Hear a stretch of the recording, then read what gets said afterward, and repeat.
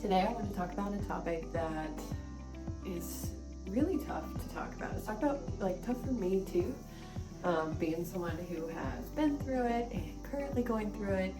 And I think topics like that, the ones that don't necessarily feel good and the ones that are difficult are the ones that we honestly need to talk about more often. So that's why I'm making this video today. This video is for anyone who has ever experienced loss with pregnancy, loss during, that fertility journey. For us, but even more specifically, it's kind of navigating pregnancy after you've experienced that loss. So navigating that space of being excited and celebrating a baby who is growing while also having these thoughts of, the babies that didn't make it. And it's something that's really weighed pretty heavily on me throughout this pregnancy. So as a little backstory, our first pregnancy went really great. My firstborn, she's currently napping downstairs while I make this video. And, to have a pregnancy that went so well, I feel like I took parts of that for granted, in hindsight, when I look back. And I apologize for being sniffly, but pregnancy makes me sniffly. I'm gonna make a whole video on that one day.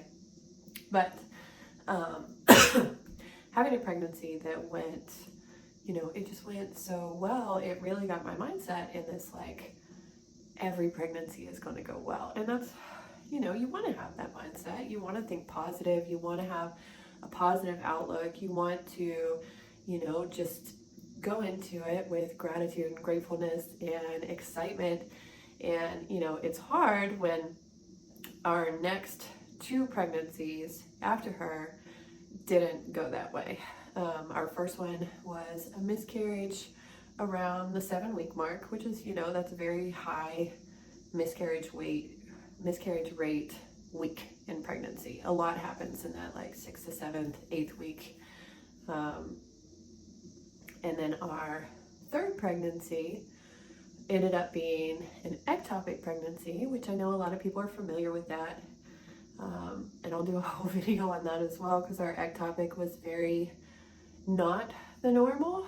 Typically, ectopics kind of present themselves week 4 through 10, and a lot of them have symptoms that we didn't fit in the bubble, so per se. And I feel like that's a lot of people. You have these things online that these are normals and these are things you should look for and these are things to expect, and it doesn't always mean that your reality is going to be that situation. For us, it was actually week 3, so ectopic just wasn't even in my mind yet, because everyone had always talked about it being a little bit further on.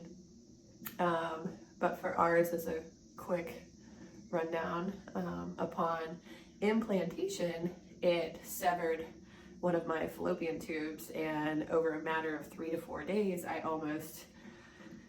lost a lot of blood. I had a lot of internal bleeding, and I didn't even realize it was happening. By the time that we went to the hospital, we had to have emergency surgery kind of on the spot, and more than a fourth of my blood was in my belly at the time. So our third pregnancy was very eventful. So that was my first, second, and third pregnancies. We are currently on pregnancy number 4, and this one is going really well. As of tomorrow, tomorrow of when I'm filming this, not necessarily when I post it, but as of tomorrow, we will be 19 weeks, which is a really exciting milestone. We're almost at that 20-week mark. I feel like 20 weeks in pregnancy is just, it's very exciting. You're kind of at the top of the mountain, and you feel like the rest of it is kind of like coming down the mountain until you meet baby. But I found so many moments during this pregnancy's been so wonderful, I felt so good. My energy has, in the second trimester, my energy's been amazing, and, we're so grateful and so excited. But I find myself I have so many moments where I'm finding myself reflecting on those pregnancies, that didn't go well. And this video is kind of, what do we do when our mind strays, and how do we kind of work through that to celebrate the pregnancy that we're on, or for those of you that are trying still to get pregnant, how do you celebrate the efforts and celebrate the things that can come and, you know, live in that space of gratitude while also we don't want to ignore what happened. You know, we've heard so many things about how if we suppress our feelings, if we don't truly feel them and let them, you know, have a little bit of life of their own, then those feelings will manifest into something else. I'm such a firm believer in that. If you haven't watched any of my other videos, I am a chiropractor. I work with moms, I work with kids. Like, this is my space.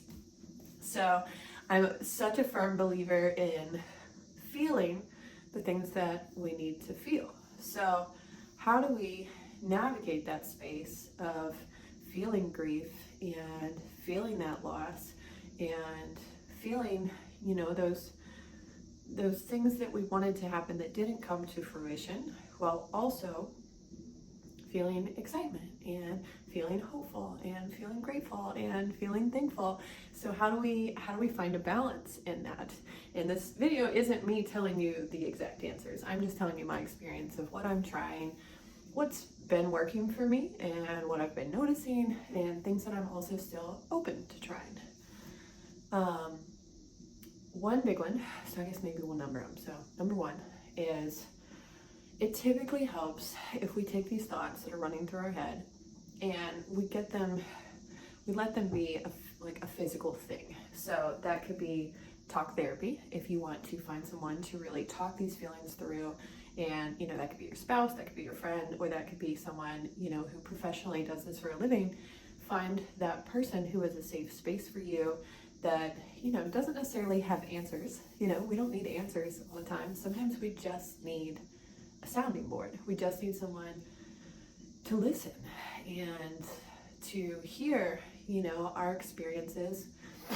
For me, when it comes to talking, it's helped me to have a few people, you know, that I very much trust with my emotions and that I know will be such a great sounding board, to have those people just hear my story, kind of hear my perspective and hear some of those feelings that I felt through those experiences, and to talk about how I felt afterwards. And by having, you know, those situations where I could sit down, and like I said, I don't tell everybody. I firmly believe you don't want to tell everybody all of this information, because a lot of times the feedback you get isn't necessarily what you need. So you want to find that safe space of who is your sounding board, who is someone that will either give you really, you know, that feedback that you feel like you need. For me, I just wanted a sounding board. You know, I just wanted someone to listen, and I just wanted the opportunity to put my experiences into words. And that was healing for me. So for all of these situations, I kind of started the story that way. I'm like, I'm going to tell you, you know, how I felt about this, and I'm not looking for answers. I'm not looking for feedback. I'm honestly just looking for someone to talk to. And I would love that person to be you, if you're open to hearing this story and hearing the feelings, the good, the bad, and the ugly, and just sitting with me through this.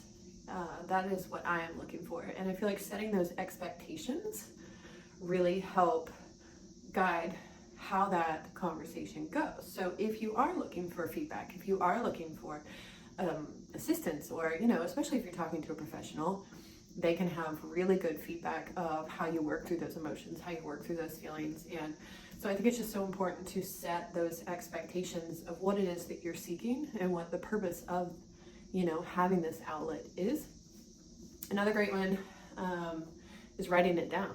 I know for me, in both of those situations, I pretty much immediately wrote it down in my note. I just did it in my notes on my phone. You know, sometimes, especially when you have a toddler, it's kind of hard to sit down and journal, which sounds amazing, but not that I can't. It's just that, you know, sometimes just typing my thoughts into my phone can be a little bit quicker and a little more expedited. But with both of those situations, it helped me to almost immediately reflect on, you know, what was my perspective of what happened, what do I remember? What were these moments, these big moments of very pivotal things during these circumstances, as well as what were my feelings while I went through these experiences? How did it make me feel?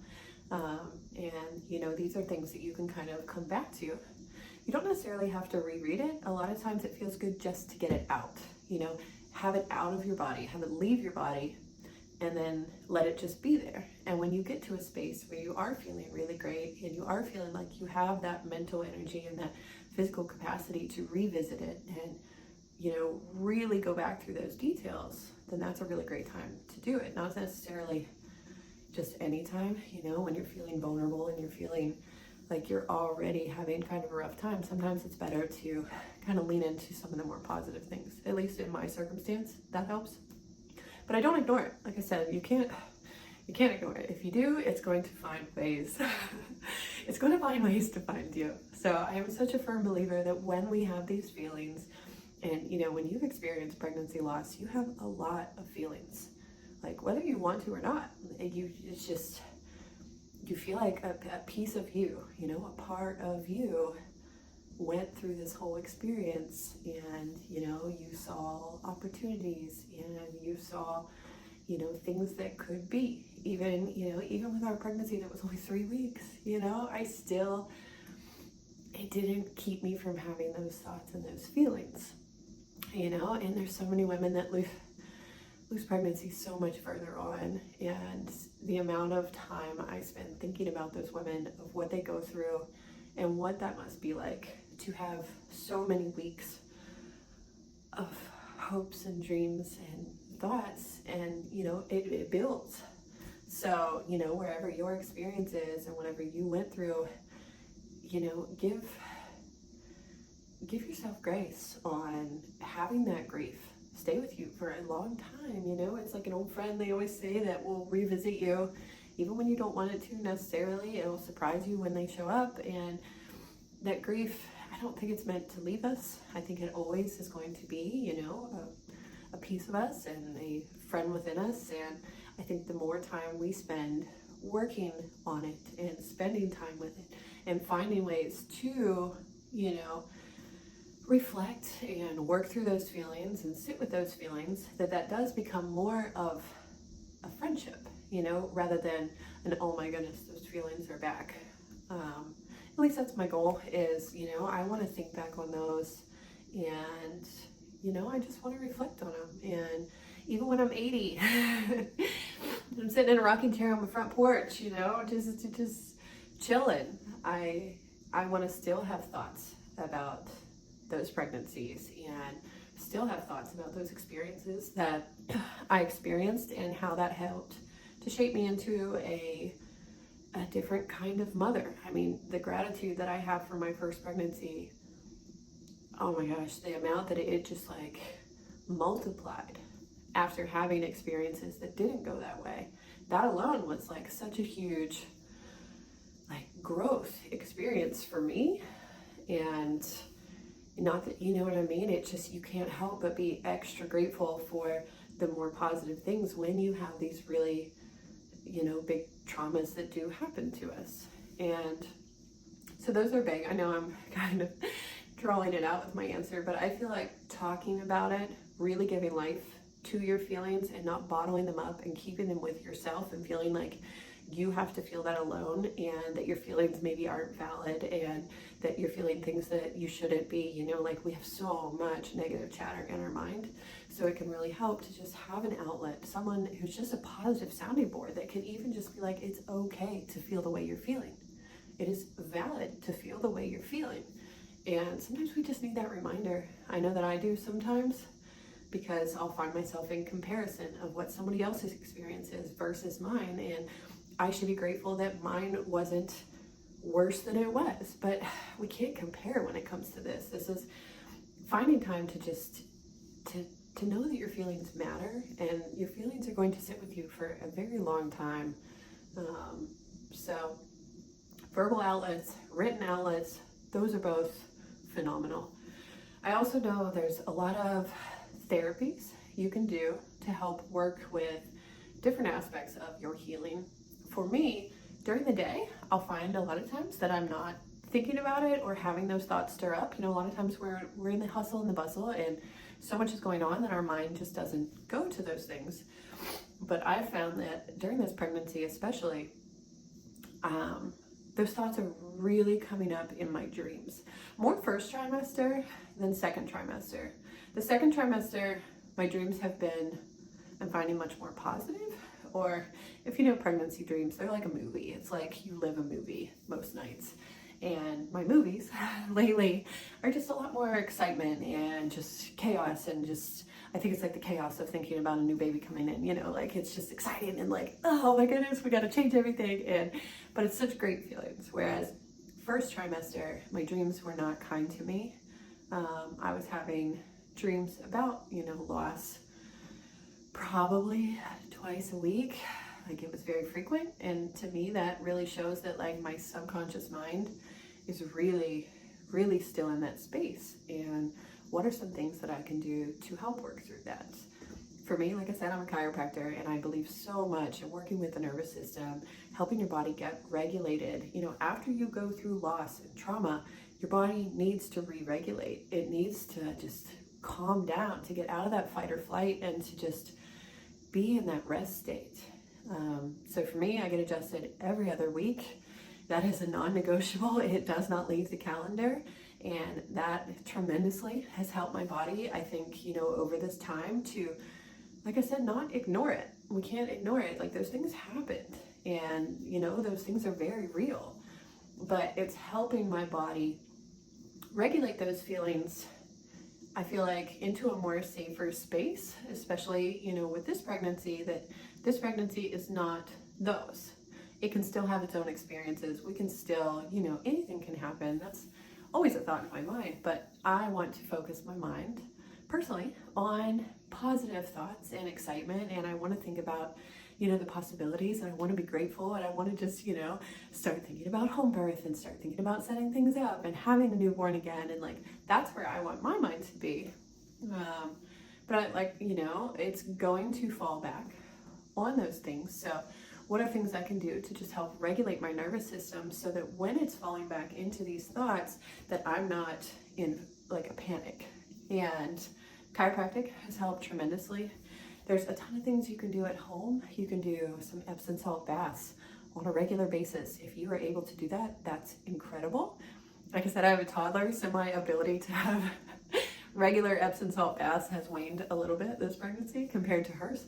So I actually bought a topical magnesium oil, and you can find that really at any health food store. If you have like a Whole Foods, or we have a turnip truck here in Nashville. I don't know if that's just local, but magnesium absorbs really great through our skin. So if you can't put yourself in a bath full of it, then you can do, they have sprays, they have oils. I know that, what is it, Earthly, that has a really great lotion. I've never tried it. I've heard great things, but I don't have any experience with it myself. But having an oil that I can just throw on my body, it takes 15 seconds. That's something I can manage with a toddler, and that's helping my body to just, you know, overall have more relaxation, to have that better rest state. Meditation is a really great one. If you have ever practiced meditation, if you really struggle with meditation, I argue that you need it more than anyone, because when our mind can't find that quiet, can't find that stillness, even for just 5 minutes a day, that means that we're stuck in go, go, go. We're go, go, go, go, go. And that fight or flight mode is tremendous when we need it. It helps us get things done, and it helps us be incredible at cleaning the house and doing all the things and going to work and accomplishing our goals, but we can't stay in that. We need to also come down and be in that rest state so that our body has that balance. So, like I said, if meditation is a big struggle for you, if you find that you literally can't just sit and have your mind at ease, I argue that you should try and try and try and just keep practicing until you can at least achieve, you know, start with your goal small. Get to where you can go 3 minutes without having a thought about your to-do list, or what needs done in the house, or what your kid needs, or, you know, like just get to 3 minutes of quiet. And then work on slowly building that up. Get to 4 minutes, get to 5 minutes. And over time, you're going to find that your body can really, for me, it's a great tool when I find myself starting to get into like a panic.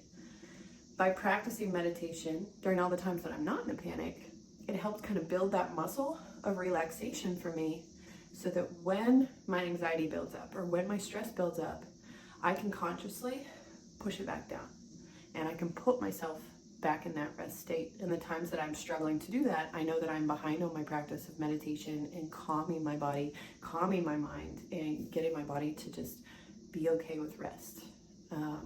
That's something that's tremendously helped me on multiple occasions, not just this topic. That helps with any topic, literally going through your life of, things that bring you stress or anxiety or fear or any kind of emotion that we want to work on, not suppressing, but work on like managing. We can't let those emotions rule our lives, we can't let them take over. So what were the therapies I talked about? So chiropractic is great.